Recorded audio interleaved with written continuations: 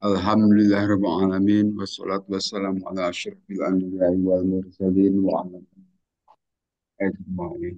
Amma ba'd.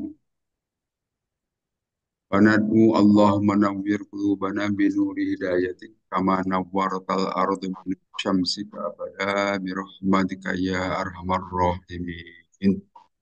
Amin. Pada pagi hari ini kita lanjutkan kajian hari ini ada tentang hadis-hadis dari Imam Bukhari, dari kitab Bukhari. Kita langsung saja, tidak perlu basa-basi. Kita langsung ke bab berikutnya, babuman amar khodimahu. Bab yang terkait dengan bagaimana kalau kita bersedekah, tapi yang diperintah orang lain. Kan itu sering terjadi dalam kehidupan kita. Kita mau bersedekah, tapi tidak langsung kita diri sendiri, tetapi memerintahkan orang lain, tolong keluarkan sedekah saya. Itu saya kira banyak. Nah, ini hadis dari Nabi Sallallahu Alaihi Wasallam. Haddatsana Utsman bin Abi Syaibah, haddatsana Jarir al-Mansur an Syaqiq an Masruq an Aisyah. Dari Siti Aisyah radhiyallahu anha, qala bersabda Rasulullah sallallahu alaihi wasallam, "Idza anfaqat apabila bernafkah, menginfakkan harta, siapa almar'atu seorang istri, seorang perempuan atau seorang istri, bintu ami baitiha dari rumahnya sendiri, tentu rumahnya ada suaminya di dalamnya. Wairu mufsidatin, tapi bukan dalam rangka merusak, tetapi memang mensodakohkan saja. Karena maka adalah bagi itu si perempuan ajurha memperoleh pahala, memperoleh ganjaran. Bima dengan perkara anfakot yang dia nafkahkan dari hartanya itu. Wa ajruhu dan juga si suaminya memperoleh ganjaran. Walijau jihad dan bagi suaminya juga ajruhu memperoleh ganjaran bima kasaba dengan apa yang dikerjakan oleh si suaminya itu. Wal khazini dan bagi orang yang penjaga gudangnya mestu dalik juga memperoleh ganjaran. Layan kusu tidak akan berkurang ba'dhum sebagian dari mereka ajro ba'din terhadap pahala atau ganjaran sebagian yang lain. Syai'an sedikit juga. Jadi ini jaminan dari Allah Ta'ala, jangan khawatir pada saat kita mau menafkahkan atau mengeluarkan harta, tetapi tidak kita sendiri yang mengeluarkannya, tidak akan kehilangan pahala. Tetap semuanya dapat pahala. Orang yang mensedekahkannya pasti dapat pahala. Orang yang membawa barang tersebut atau membawa uang tersebut juga tetap dapat pahala. Demikian juga suami yang di rumah tetap dapat pahala.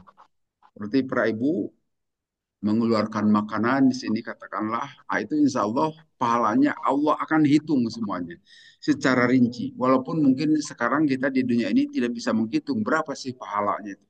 Nah, itu biar kita serahkan saja kepada Allah karena tidak tahu persis. Yang penting ada ketulusan di dalam hati kita ini, insya Allah akan memberikan dampak manfaat yang sebaik-baiknya. Jadi semuanya dapat. Sama seperti orang dapat dosa juga. Dapat dosa seperti katakanlah menyelenggarakan riba. Riba itu yang melakukan ribanya tentu saja dapat dosa, orang yang nulisnya juga dapat dosa, saksinya juga dapat dosa. Jadi dalam hal ini multiple effect mengaruhi demikian banyak. Dalam soal pahala juga begitu. Pahala juga kalau kita melakukan kebaikan dan melibatkan orang banyak, insya Allah semuanya dapat. Seperti katakanlah pengajian ini, insya Allah semuanya dapat pahala dari Allah. Berapa besarnya biar kita serahkan saja kepada Allah. Kita tidak bisa menghitung. Tapi yang pasti kalau kita secara tulus mengikuti kajian seperti ini, saya yakin saya juga insya Allah dapat pahala. Bapak Ibu yang mendengar juga dapat pahala. Serta semuanya memberikan manfaat yang sangat besar. Tidak hanya si yang ceramah saja yang dapat pahala, tapi semuanya yang hadirnya juga memperoleh pahala. Itulah keadilan Allah. Allah berikan semuanya ke semuanya. Nah, ini salah satu bukti hadis dari Nabi SAW. Ini hadis sahih ini. Hadis riwayat Imam Bukhari. Jadi Bagi penjaganya juga, katakanlah perlu satpam di situ, ya satpamnya juga dapat pahala dan seterusnya. Ini jamin dari Nabi. Nah termasuk, saya sekalian umumkan karena tidak semuanya tahu. Ini kita punya ATM beras itu Pak ya. ATM beras ini dimaksudkan adalah untuk membantu. Tentu saya tidak semuanya membantu, ya namanya bantuan itu hanya sedikit saja gitu kan. Nanti bagi Bapak Ibu yang membutuhkan bantuan dari kita, boleh silakan daftar ke DKM. Ada petugasnya nanti. Nah, kemudian sebaliknya, kalau Bapak juga bahkan ada kelebihan mau menyumbang beras atau mau menyumbang untuk eh, fakir miskin di sini, silakan juga itu ada bolongan itu. Itu bisa masukkan uang. Masukkan saja uang ke situ bisa. Atau kalau mau nyumbang berasnya juga boleh, lapor saja kepada DKM. Nanti bisa dimasukkan langsung ke sana. Jadi ini adalah tempat untuk berbagi, untuk berinteraksi antara orang yang berlebihan dan orang yang kekurangan. Silakan ini memfasilitasi. Jadi kalau mau menyumbangkan uangnya itu ada bolongan, langsung Bapak Ibu masukkan, nanti akan kita belikan beras gitu kan.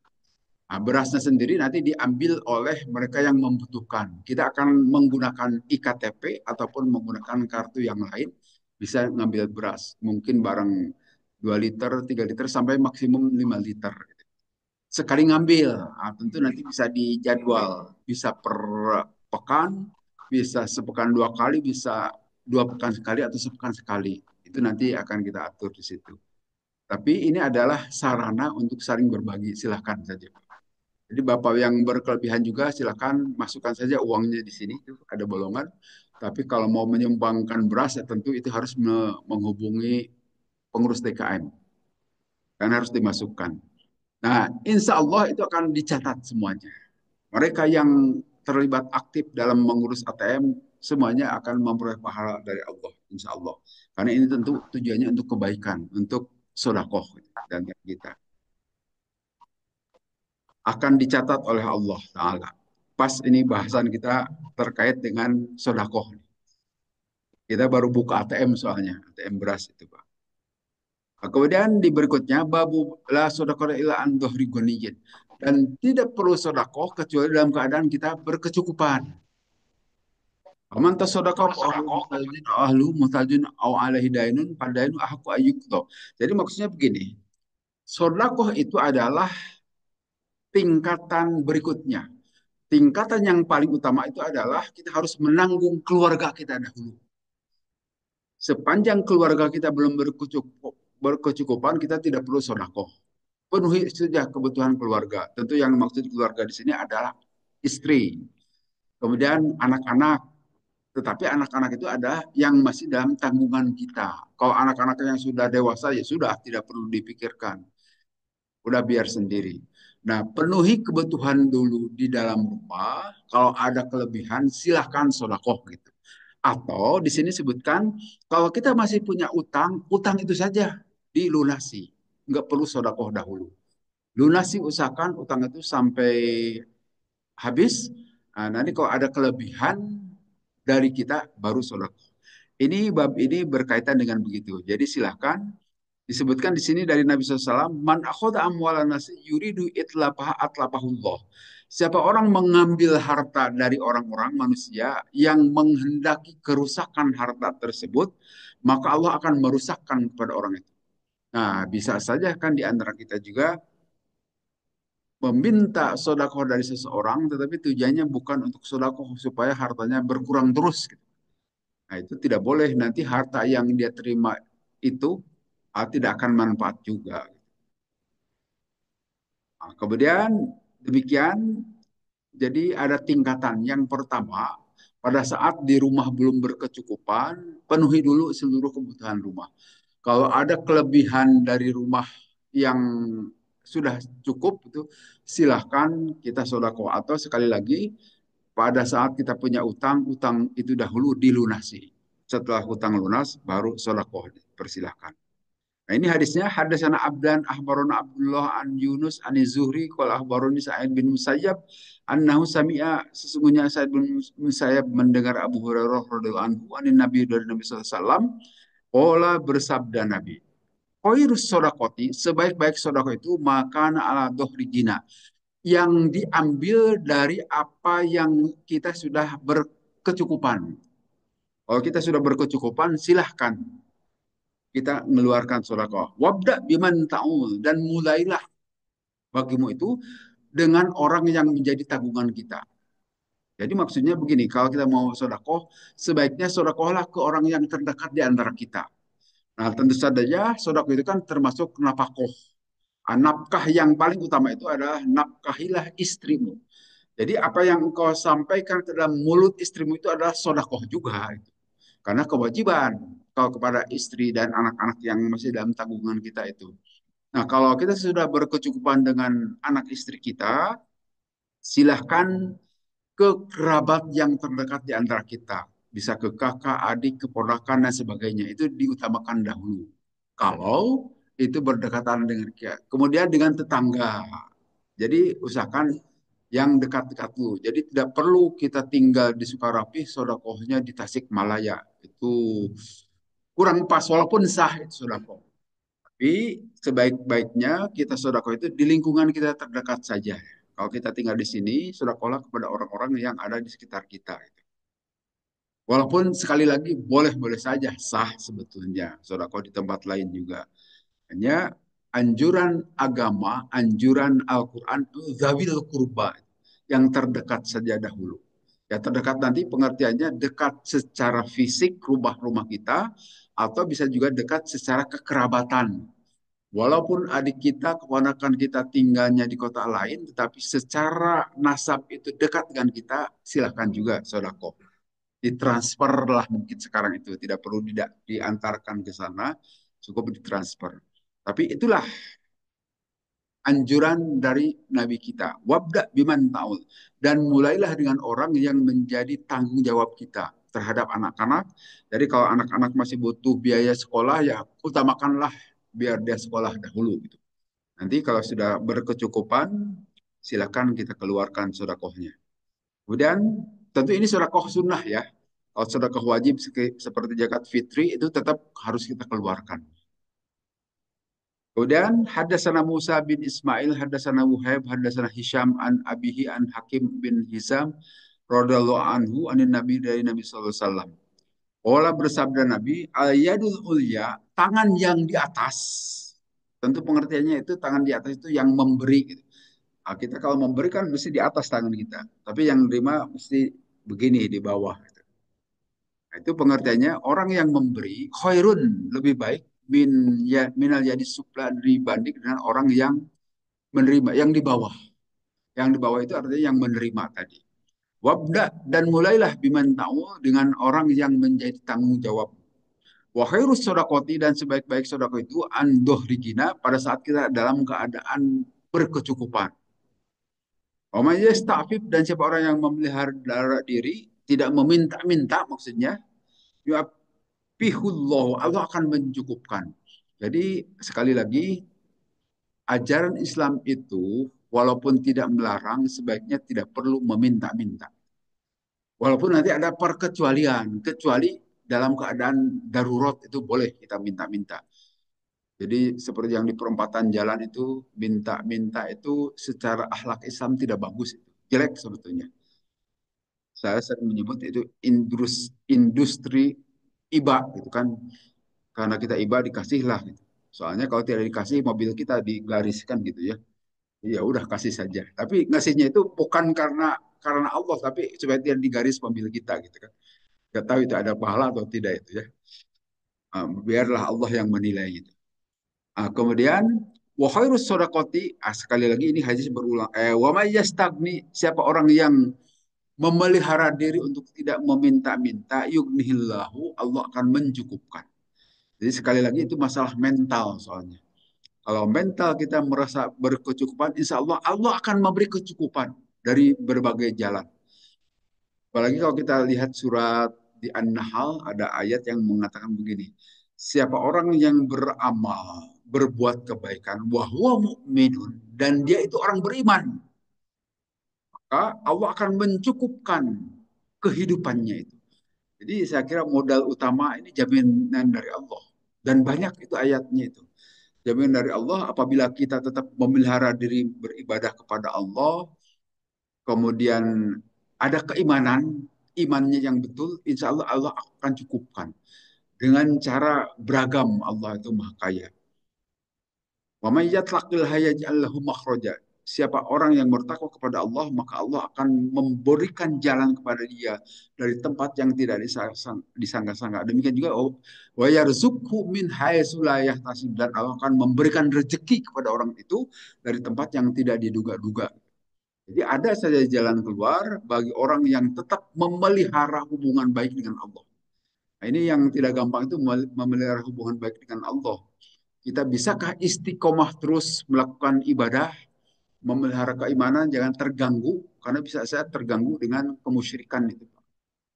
Kalau terganggu, Allah tidak memberikan jaminan. Tapi kepada orang yang bertakwa, insya Allah berkecukupan saja. Walaupun tidak berlebihan, tetapi tetap saja berkecukupan. Insya Allah itu dijamin oleh Allah. Karena ini kata-kata wa may yasta'fif yu'affihullah wa may yastaghni yughnihillah. Siapa orang yang merasa berkecukupan, maka Allah akan memberikan keleluasaan. Tinggal sekali lagi mental kita. Ini mental yang kadang-kadang tidak tahan, ingin minta-minta. Wan Uheb qala akhbarana Hisham an abihi, sama hadisnya. Kemudian hadis berikutnya hadasana Abu Nu'man qala hadasana Ahmad, dan seterusnya dari Ibnu Umar radhiyallahu anhu. Sami itu saya mendengar an Nabi sallallahu alaihi wasallam. Hadasana Abdullah bin Maslama an Malik an Nabi an Abdullah bin Umar radhiyallahu anhu. Anna Rasulullah, sungguhnya Rasulullah sallallahu alaihi wasallam qala, bersabda Rasulullah, wa huwa ala minbar, beliau di atas mimbar. Wa dzakara sodakota, dan menyebutkan Nabi perihal sodakoh. Wa ta'apupa, dan memelihara diri. Wal masalata, dan meminta-minta. Bila mengatakan, ini berulang, al yadul ulya, tangan yang di atas, khairun, itu lebih baik, minal yadis supla, dibanding dengan tangan yang di bawah. Wal yadul ulya, tangan yang di atas itu adalah ya al munfiqoh, orang yang memberi sebagai donatur lah kalau dalam istilah kita, atau munfik dalam bahasa hadisnya. Wasupla, sedangkan tangan di bawah itu ya asailah, orang yang meminta, yang diberi itu. Ya, pasti ya posisinya kan begini kalau menerima itu di bawah. Tapi yang memberi itu mesti di atas, tidak mungkin memberi di bawah, gitu kan? Biasanya begitu. Kita lihat kelaziman. Jadi Nabi SAW menyatakan orang yang memberi itu lebih baik dibanding dengan orang yang menerima. Walaupun dua-duanya tetap di hadapan Allah punya nilai. Hanya tentu orang yang memberi lebih tinggi gitu, kedudukannya. Inna sodakatu makana ala dohri gina. Nah, dalam hadis lain disebutkan sesungguhnya sodako itu sebaiknya dikeluarkan dalam keadaan kita berkecukupan. Nah, ini dalam hadis lain. Tetapi nanti ada penjelasan dari sejumlah keterangan bahwa eh, di Al-Quran malah la khairu fi apa? Ada ayat Al-Quran itu kok saya lupa lagi. Ayat Al-Quran la yuhibbullahu jahru bisu'ila min bukan ayat itu. Ada ayat yang menyatakan tidaklah kalian sampai kepada kebaikan kecuali sampai menginfakkan dari yang kalian sukai. Itu lebih tinggi lagi. Jadi pada saat itu kita punya barang baru. Senang kita terhadap barang itu. Bajulah katakanlah. Masih baru beli. Nah. Kemudian kita infakkan, Pak, itu lebih bagus. Itu, Pak. Walaupun di antara kita barangkali nanti dahulu, saya pakai dahulu ya. Setelah dipakai baru dikasihkan. Kayak itu juga boleh-boleh saja. Tapi kalau kita bisa menginfakkan yang terbaru begitu, itu lebih baik lagi.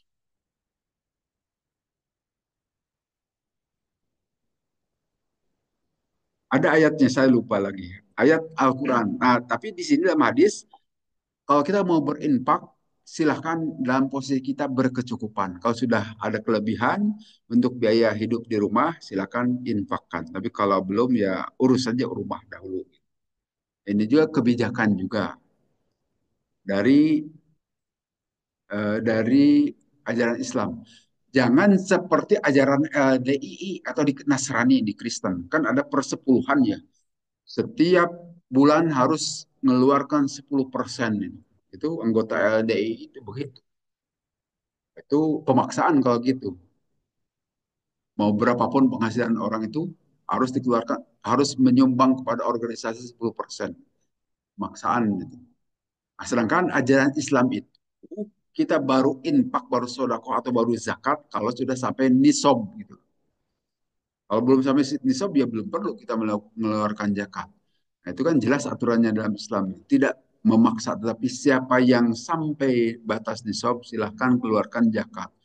Itu untuk zakat wajib, sedekah wajib. Tapi kalau sedekah sunnah tidak ada. Memang itu sukarela silahkan. Tetapi tidak dipaksa. Harus keluarkan 10%. Dalam keadaan bangkrut juga harus 10%. Wah, itu ajaran baru itu. Demikian juga orang-orang Nasrani begitu juga katanya, ya. Diminta per 10%. Nah, dalam ajaran Islam itu adalah berdasarkan ada aturan, ada rukun dan syarat, tidak asal.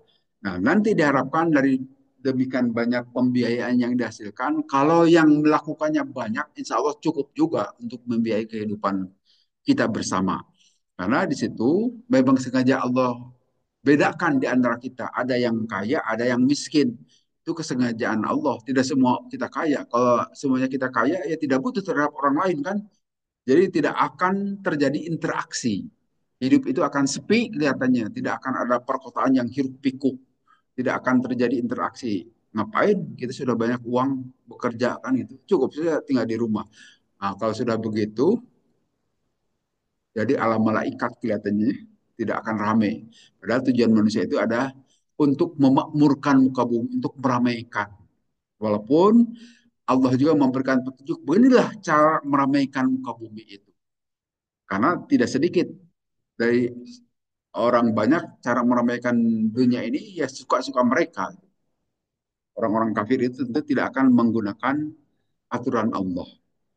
Nah, di sini sebutkan qala jumhur man tasaddaqa bi malihi kullihi fi sihhati badanihi wa aqlihi haitsla daina alhi wa kana suburan ala idopah wala iyalalahu aula lahu yasbiruna aidan bahu jaijun. Kata jumhur ulama, mayoritas ulama disebutkan orang itu bersodakoh dari hartanya dalam keadaan sehat badannya dan akalnya juga sehat dan tidak punya utang dan dilakukan dalam keadaan sabar. Sabar itu mampu mengendalikan diri gitu. Maka pada saat dia punya tanggungan terhadap keluarga atau tanggungannya sudah terpenuhi dalam keadaan sabar, maka jadilah dia itu boleh melakukan itu sodako. Silakan lakukan sodako. Jadi tentu harus menimbang kondisi keadaan kita. Jangan seperti tadi, pokoknya 10% keluarkan. Nah, keluarga belum tercukupi, ngapain kita mengeluarkan 10%? Sudah, cukupi dulu kebutuhan keluarga. Tidak boleh mengeluarkan sesuatu padahal di rumah pada kelaparan. Tidak bagus. Jadi ajaran Islam itu dahulukan keluarga dahulu. Seperti itu ajaran dari Nabi SAW. Kalau kita belum bisa sodako berarti jadi mustahik menerima saja.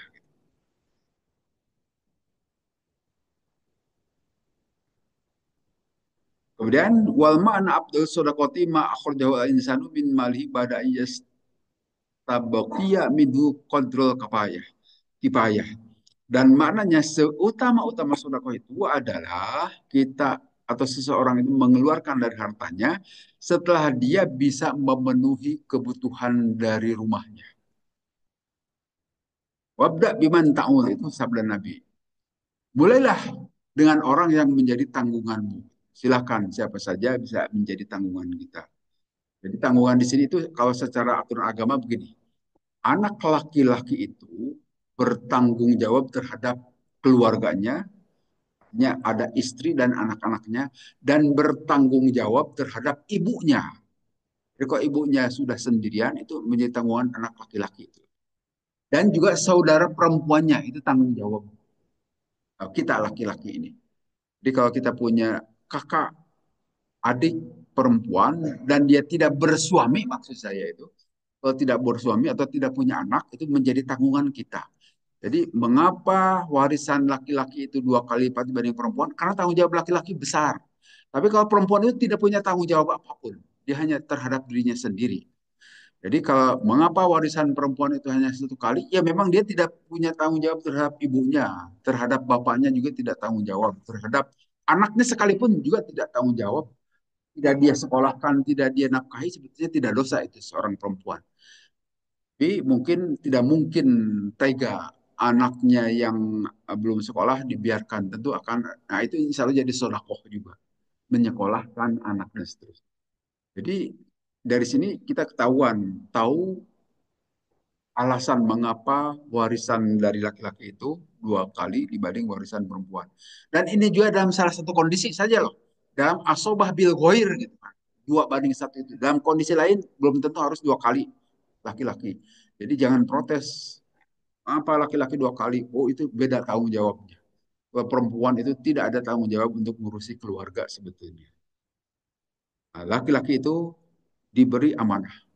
Ar-rijalu qawwamuna 'alan nisa, begitu kata Al-Qur'an. Kaum laki-laki itu bertanggung jawab terhadap kaum perempuan.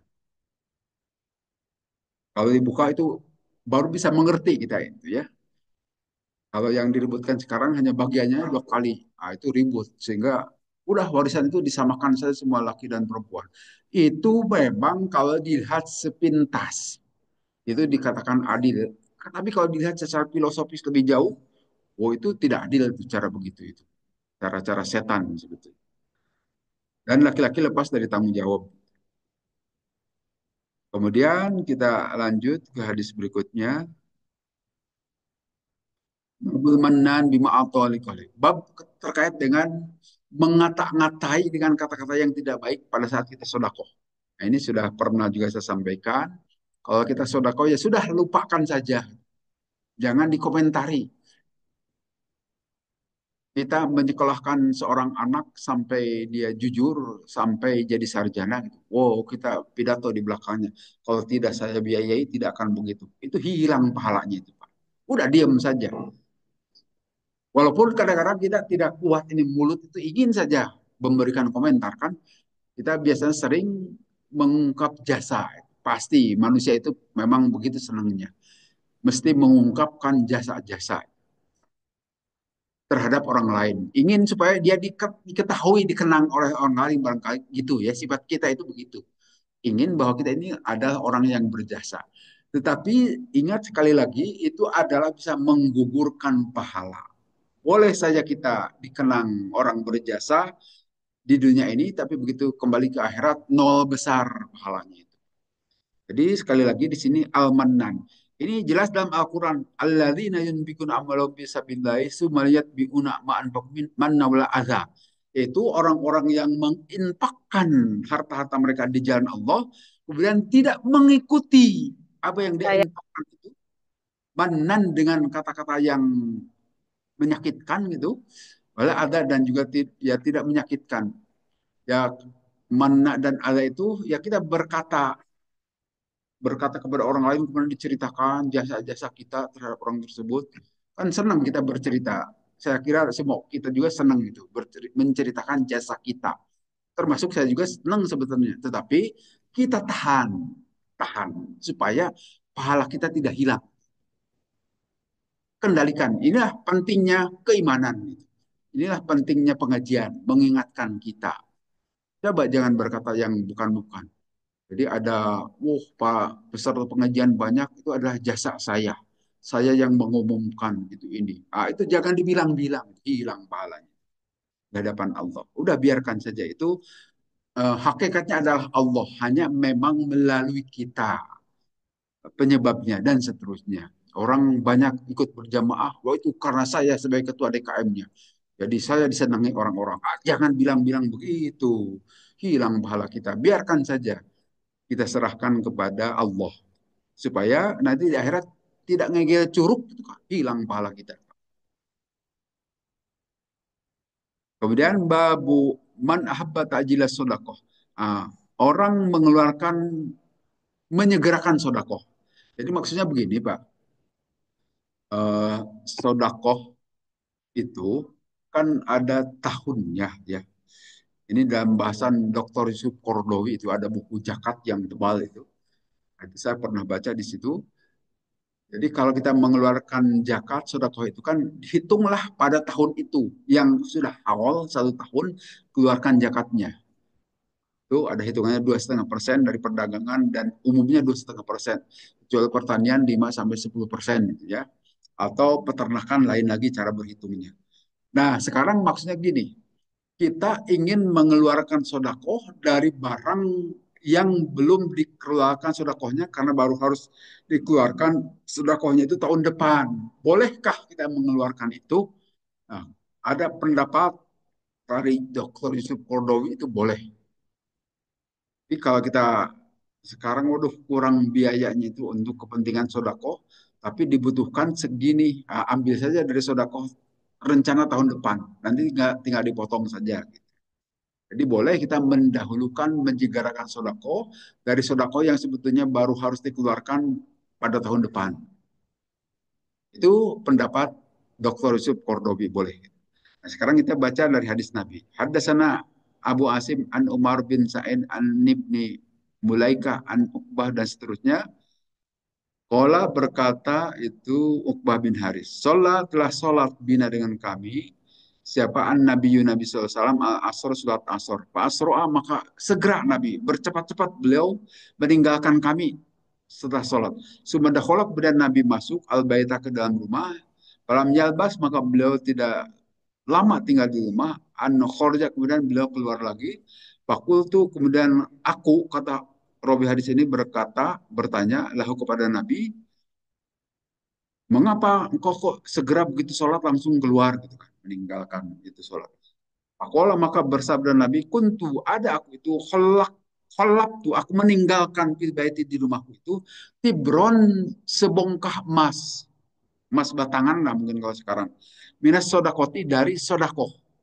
Pakar itu maka aku khawatir an tahu aku memalamkan, membesokkan itu sebongkah emas tadi, pakosam tuhu maka aku harus membagikan sekarang.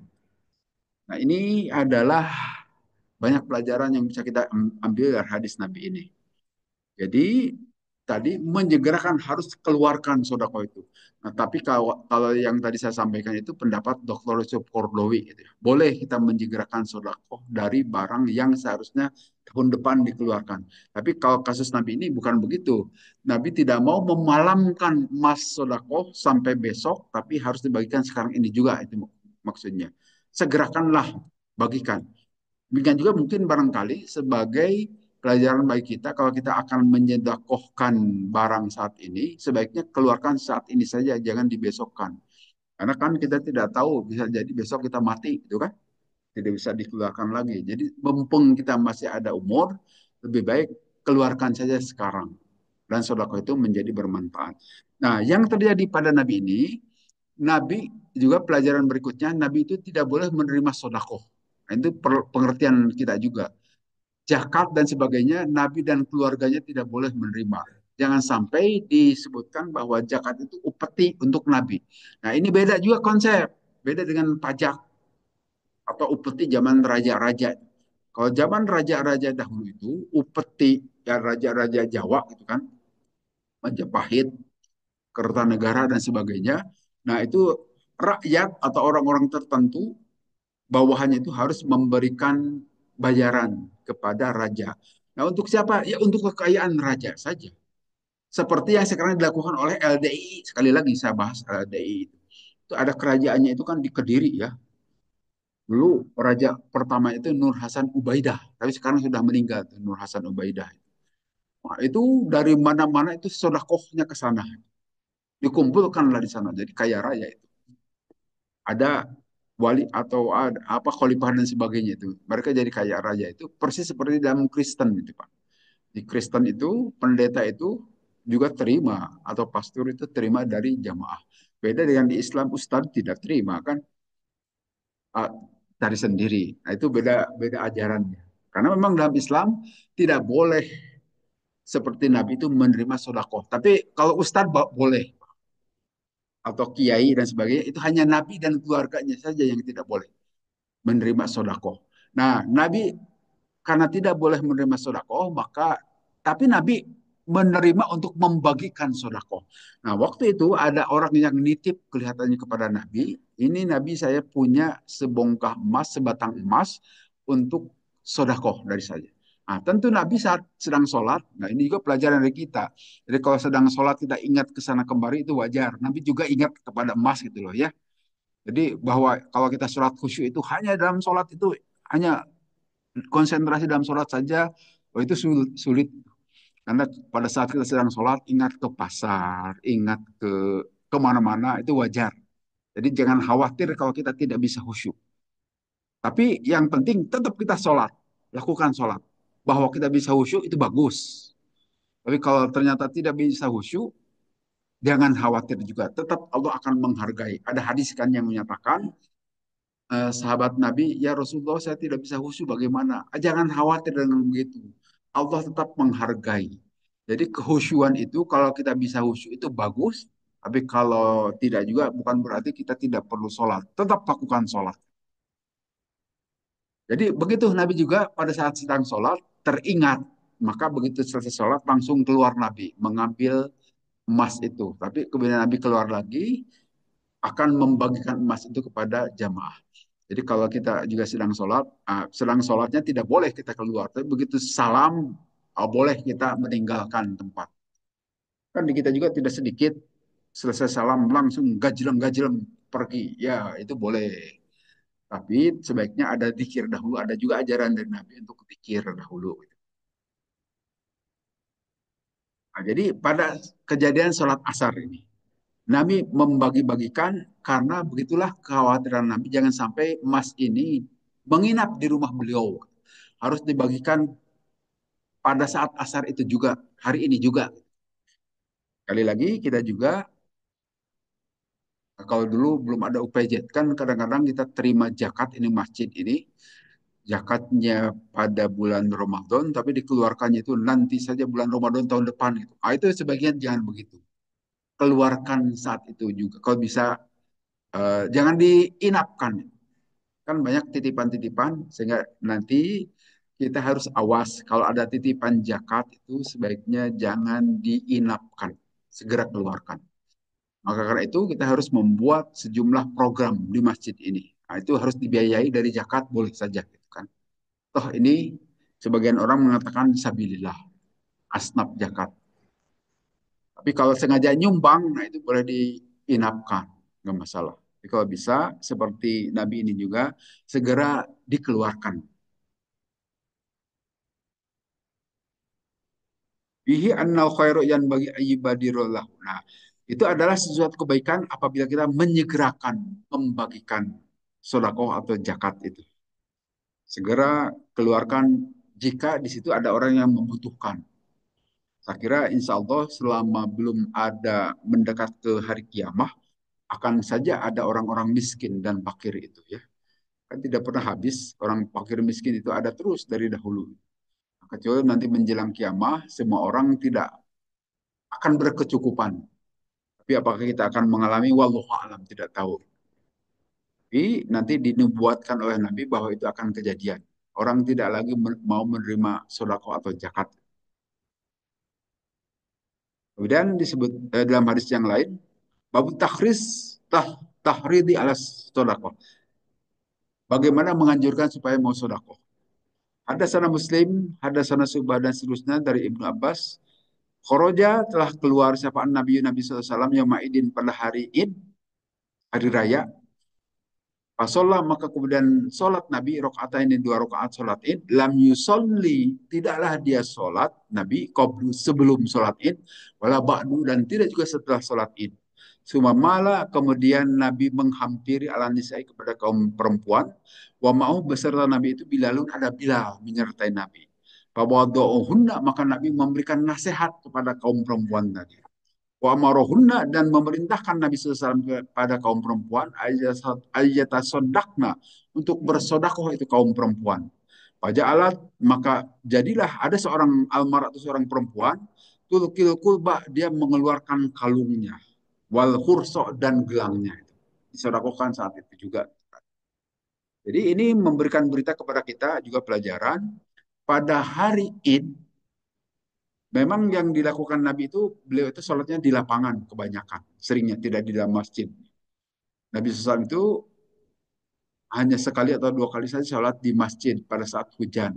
Tapi dalam keadaan normal, sebetulnya beliau itu selalu di musola. Pengertian musola dalam bahasa hadis itu bukan musola dalam pengertian kita sekarang ini. Kalau sekarang musola itu adalah masjid kecil kan di kantor itu ada tulisan musola. Itu tempat sholat, itu tempat masjid kecil.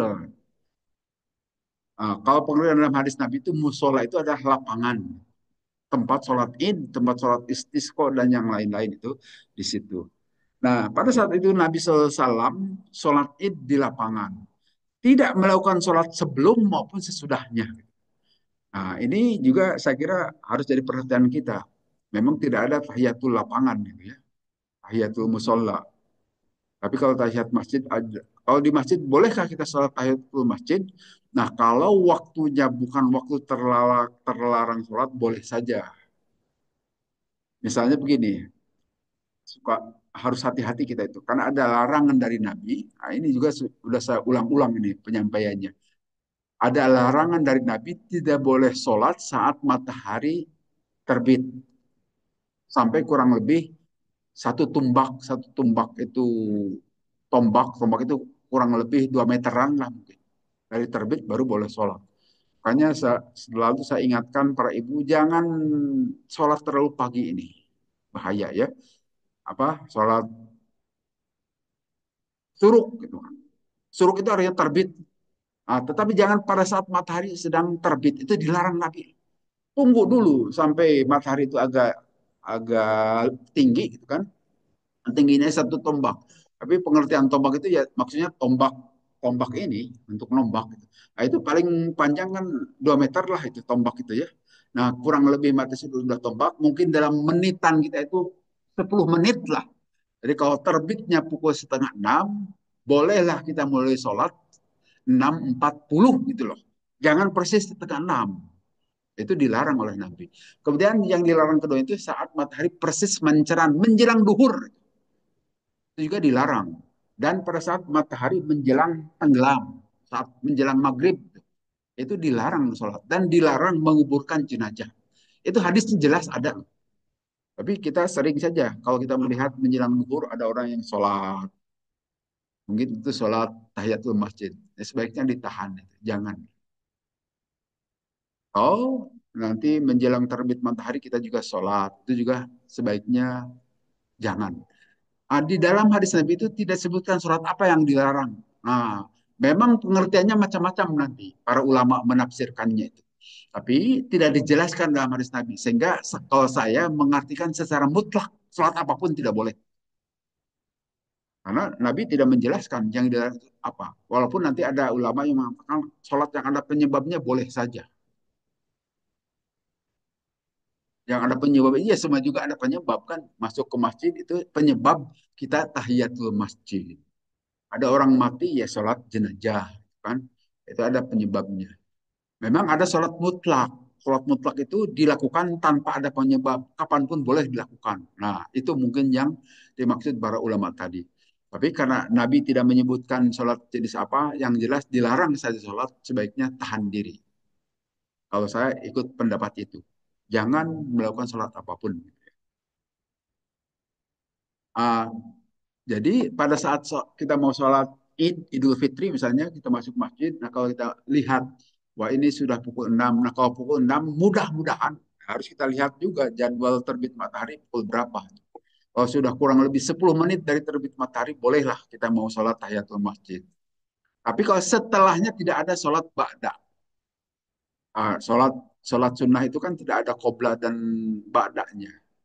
Jadi kalaupun kita sholat sebelum sholat Idul Fitri itu hanya tahiyatul masjid, tidak ada kaitannya dengan sholat Idul Fitri. Tapi kalau sholat qobla dan ba'da itu adalah hanya sholat fardu saja. Ya, ini perlu dicatat oleh kita. Jadi boleh kalau sholatnya di dalam masjid, kita mau tahiyatul masjid dulu boleh. Tapi kalau tidak pun tidak apa-apa. Kok itu sunnah saja.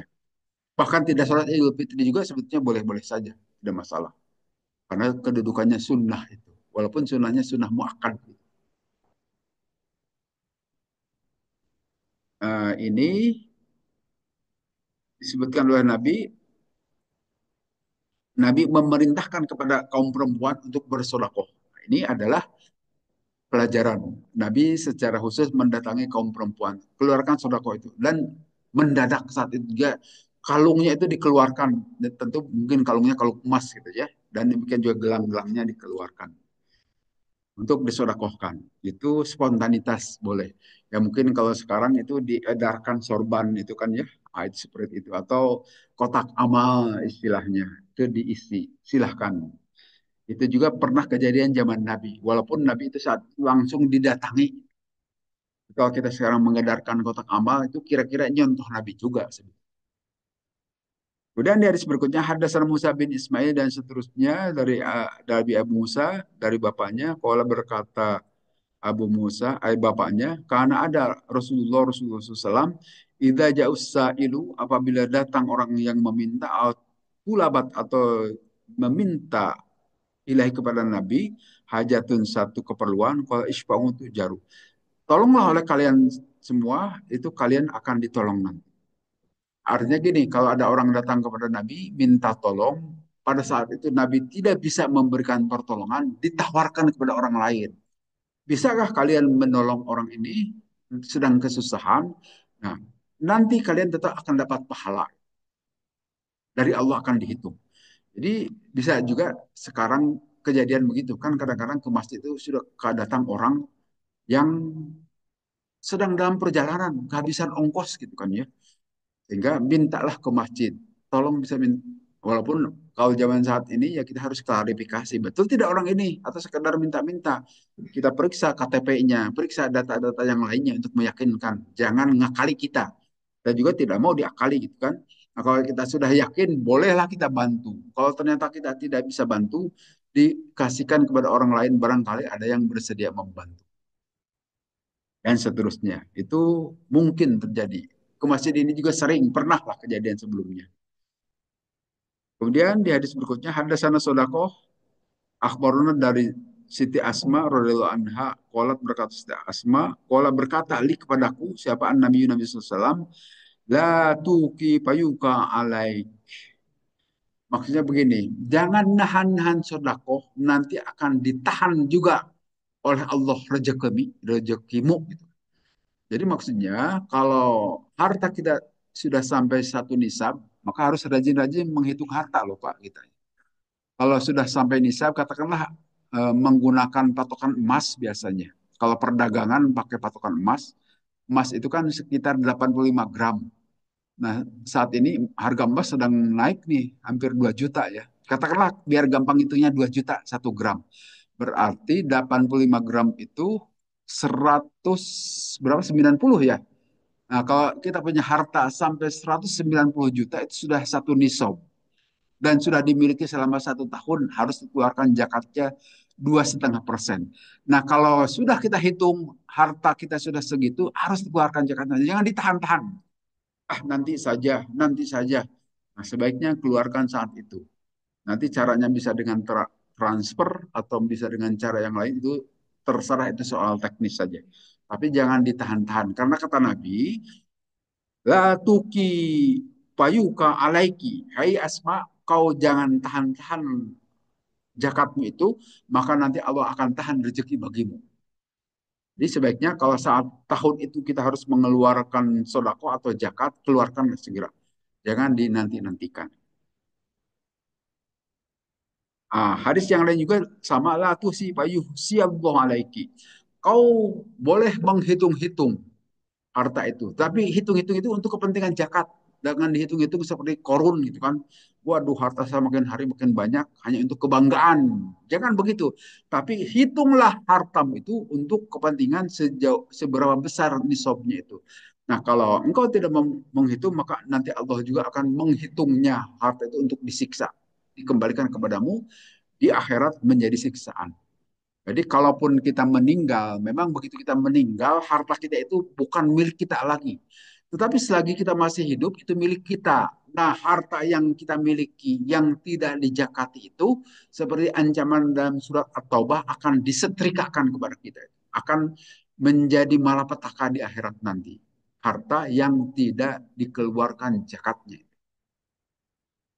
Jadi berhitunglah. Nah, kepada siapa akan dikeluarkan, nah, silakan kalau mau dititipkan ke ambil juga boleh. Ada UPZ di sini. atau mau dititipkan ke masjid juga boleh, dititipkan ke itu boleh juga, karena itu untuk ATM beras itu didedikasikan untuk kaum fakir miskin. Jadi itu penerima zakat boleh saja untuk penerima beras. Orang yang berkecukupan tidak perlu mau menerima beras. Silahkan saja mau dititipkan ke siapa, mau langsung diberikan kepada mustahiknya juga boleh-boleh saja. Kemudian bab sedekah bima istatoa, bab sedekah pada saat kita kuasa. Hadasan Abu Asim an Ibnu Jurair, hadasan Muhammad bin Abdurrahim an Hajjaj dan seterusnya dari Siti Asma lagi. La tu'i payu Allah alaiki arodohi mastatoti. Nah, ini sama dengan tadi. Janganlah engkau karung-karungi gitu kan harta itu untuk ditumpuk-tumpuk sehingga kita jadi bangga. Wah, harta kita menjadi banyak. Seperti itu. Janganlah engkau karung-karungi, tetapi keluarkanlah sodakohnya itu sekemampuanmu. Artinya sesuai dengan nisabnya. Silahkan dihitung hartamu itu. Kalau sudah sampai nisab, keluarkan. Jangan dinanti-nanti. Jangan ditunda-tunda. Nah, kadang-kadang kita tidak mau nunda. Kalau untuk pajak kan kita ada konsultan pajak ya. Kadang terjadi kong kaling kong untuk pajak itu ya. Pengusaha biasanya itu. Tanya Gayus Tambunan tuh si konsultan pajak. Misalnya perusahaan itu setelah dihitung pajaknya harus mengeluarkan pajak katakanlah 10 miliar. Kalau berdasarkan hitung-hitungan. Nah, kalau dengan konsultan pajak bisa main mata itu. Ah, Bapak tidak perlu dikeluarkan 10 miliar, cukup saja 5 miliar gitu kan. Tapi yang 5 miliarnya itu dia makan gitu kan, si konsultan pajak. Nah, sehingga jadi kaya raya itu Gayus itu. Itu yang jadi Gayus itu baru satu yang ketahuan. Oh, di samping itu masih banyak yang jadi konsultan pajak yang kayak mendadak itu adalah orang-orang yang kerja di agraria di pajak, hati-hati itu. Kalau tidak tahan iman, tidak kuat iman, jebol itu. Bahaya itu. Dulu saya punya kenalan kerja di Kementerian Keuangan, dia keluar tidak tahan. Bukan tidak tahannya itu bukan tidak nyaman, justru nyaman di Kementerian Keuangan itu gajinya juga besar tersendiri kan. Tetapi ngurus pajak itu yang khawatir imannya tidak kuat, maka lebih baik dia keluar. Nah, saya kira itu lebih baik menyelamatkan diri. Karena kebanyakan orang itu mesti tergoda. Adegan dunia itu tidak ada orang yang tidak suka, pasti suka itu. Tapi demi menyelamatkan keimanannya itu dia keluar. Kemudian di hadis berikutnya, sodako itu bisa tukafirul khotiyah, bisa mengkaparoti atau bisa menutupi kesalahan kita, dosa-dosa kita. Hadasan Kutaibah dan seterusnya. Qala Umar Sayyidina Umar radhiyallahu anhu. Berkata Sayyidina Umar, ayyukum yahfadhu hadisa Rasulullah SAW anil fitnah. Adakah di antara kalian yang masih hafal mengenai hadis Rasulullah mengenai fitnah? Kata Sayyidina Umar. Qala berkata seorang sahabat, qultu anna ahfadhu. Saya masih hafal, Pak Sayyidina Umar. Kama qala seperti yang pernah disampaikan oleh Nabi. Qala innaka alaihi lajariyun. Pakai bakola. Sungguhnya engkau itu adalah ikut berjalan artinya menyertai Nabi satu. Bagaimana Nabi berkata? Waktu aku mengatakan fitnatur rojuli fi ahli wa waladihi wa jarihi. Fitnah seorang laki-laki itu adalah di keluarganya, di anaknya dan di tetangganya. Tukappiruha as-salatu bisa menutupi terhadap kesalahan si laki-laki itu yang bisa saya memperoleh fitnah di keluarganya tadi, solatnya. Jadi rajin-rajinnya sholat. Sholat makin sering insya Allah menutupi kekurangan-kekurangan kita. Was sodako itu juga sodako. Sodako juga bisa menutupi kekurangan. Wal ma'ruf juga perbuatan baik juga bisa menutupi kekurangan atau dosa-dosa kita. Itu konsep di dalam ajaran Islam ya. Di dalam ajaran Islam itu perbuatan baik itu bisa menutupi perbuatan ittabi'is sayyi'atal hasanata kan gitu. Ikutilah keburukan itu dengan kebaikan-kebaikan. Tamhuha bisa menutupinya. Jadi kalau kita pernah melakukan dosa, apalah gitu secara sengaja, ngintip misalnya ya, nah, itu kan tidak boleh dosa. Ngintip orang yang sedang mandi, apalagi yang diintip lawan jenis, itu tidak boleh. Wah, silakan ya tobatnya itu harus bilang kepada yang ngintip, saya sudah ngintip Anda itu. tolong dimaafkan. Oh, bukan dimaafkan, malah digaplok gitu kan. Tapi kita sudah berkata, kita berserah diri kepada Allah. Maka setelah itu kita baca saja Al-Quran satu juz. Insya Allah mudah-mudahan menutupi. Toh kita sudah minta maaf kepada yang bersangkutan dan mohon maaf kepada Allah, istighfar. Dan ditambahi dengan kebaikan kita membaca Al-Quran. Misalnya gitu. Silahkan. Itu bisa menutupi sodakoh itu terhadap kekurangan-kekurangan kita. Saya kira itu bahasan pada pagi hari ini. Mudah-mudahan memberi manfaat pada kita semua. Kalau ada diskusi